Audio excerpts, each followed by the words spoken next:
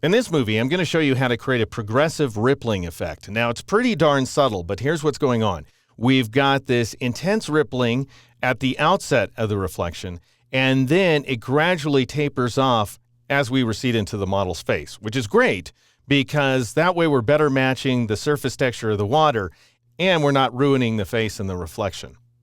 Let me show you how it works. I'm going to switch over to that composition that we created in the previous movie.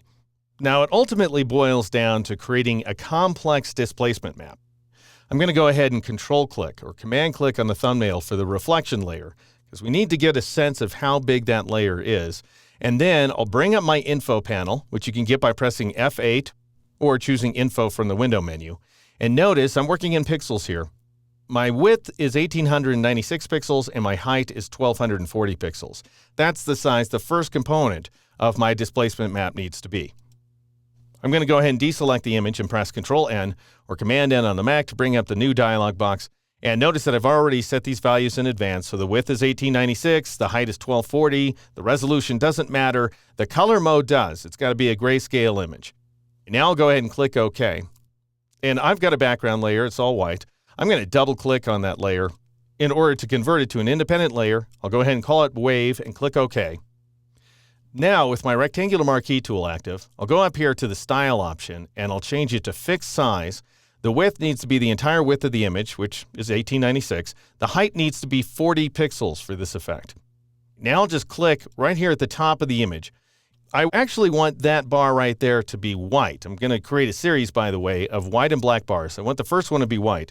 So I'm going to scoot this selection down by pressing Shift down arrow 4 times in a row. And that will move the selection to the next bar location.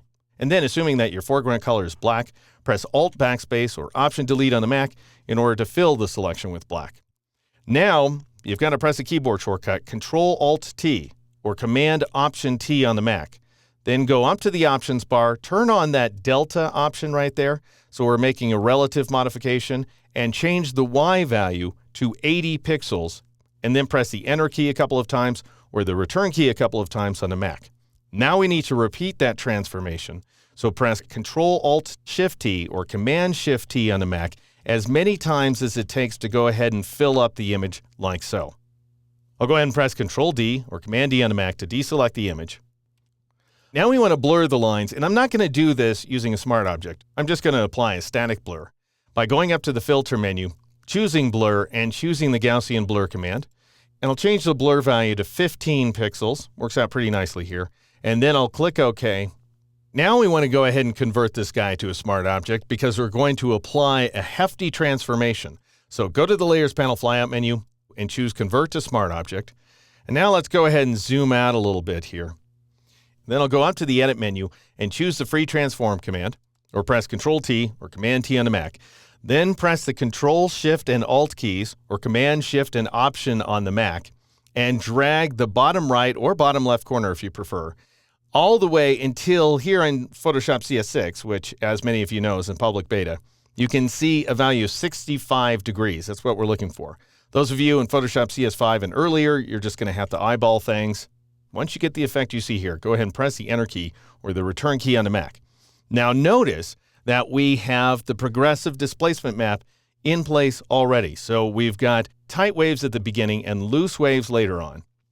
Now, if you're not familiar with how displacement maps work, this may not make a lot of sense, but the idea is white is going to wave the image in one direction and black is going to wave the image in the other direction. Now we need to expand this canvas so that it's every bit as big as our composition. We'll do that by going up to the Image menu and choosing the Canvas Size command. And make sure that you're working in pixels and that the relative checkbox is turned off. And then go up to the Window menu and choose the image that you're working on. In my case, it's reflectedface.psd. I'll go ahead and choose that guy. And then I'll click on the bottom chiclet here in the anchor area. And I'll click OK in order to increase the size of the image. Now we want to make a new layer. I'm just going to click on the little page icon at the bottom of the panel, which creates an unnamed layer. And then go up to the Layer menu, choose New, and choose Background from Layer. All right, we want to fill this layer with gray because gray is neutral where displacement maps are concerned. So go up to the Edit menu and choose the Fill command, or you can press Shift Backspace here on the PC, Shift Delete on the Mac. Change the Use option to 50% gray, and then go ahead and click OK. I'll go ahead and click on the wave layer, zoom in a little bit so I can better see what I'm doing. I want to increase the contrast of this layer just a little bit, so I'll press the Alt key or the Option key on the Mac, click the black-white icon at the bottom of the panel, choose the Levels command.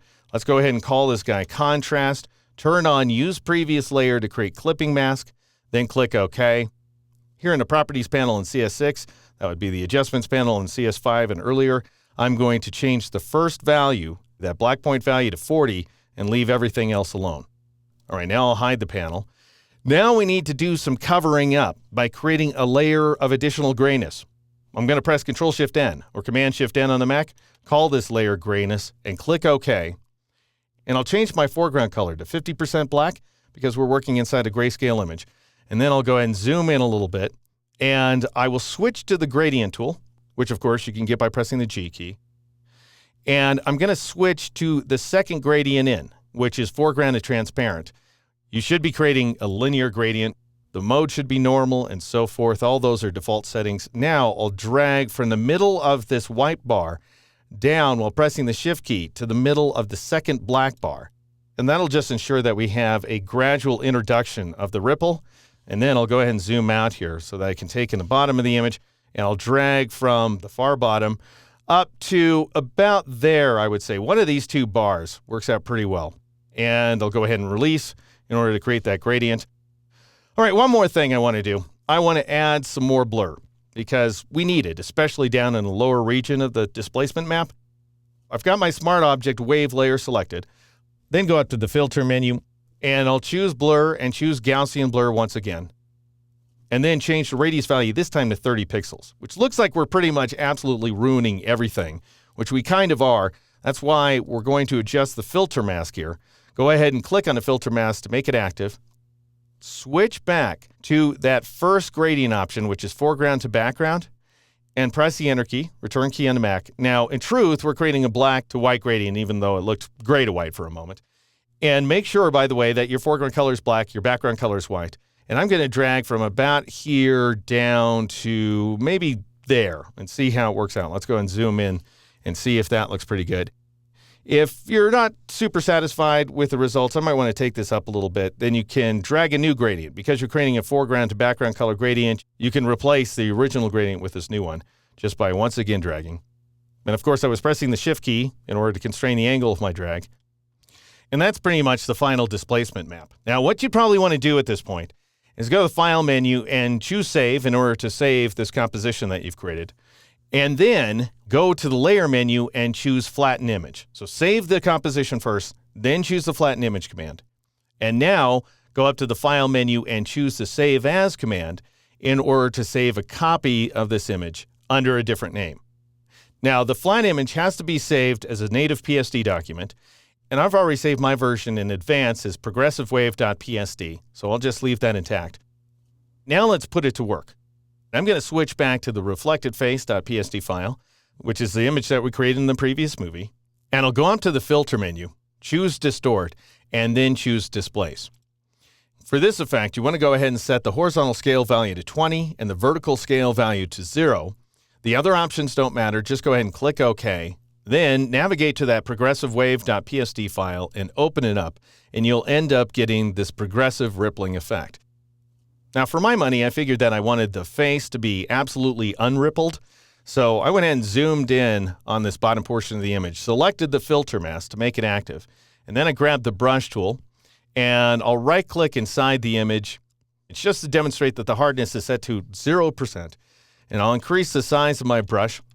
My foreground color is currently black, and I'm just going to paint away that face distortion just like that. And that's all that takes. I'll go ahead and zoom back out. You may need to do a little adjustment on the layer masks, by the way, because notice that the model's shoulders and the reflection aren't quite lining up properly. And so what I did was I clicked on the reflection layer to make it active. I went ahead and added a layer mask by clicking on this icon down here at the bottom of the panel. Then I reduced the size of my cursor, and I painted some black in right about there, and I painted some more black over on this side. Then I clicked on the layer mask thumbnail for the model layer, and still working with black, I went ahead and painted away the bottom portion of the shoulders like so. so that they align better with the reflection. If the reflection is still going too far, you can click on its layer mask and touch it up a little more as well. And that's it, folks. I'm going to press the F key a couple of times in order to switch to the full screen mode. Need to zoom out, though, a little bit so that we can see what we're doing. And that is how you go about creating a progressive ripple effect here inside Photoshop.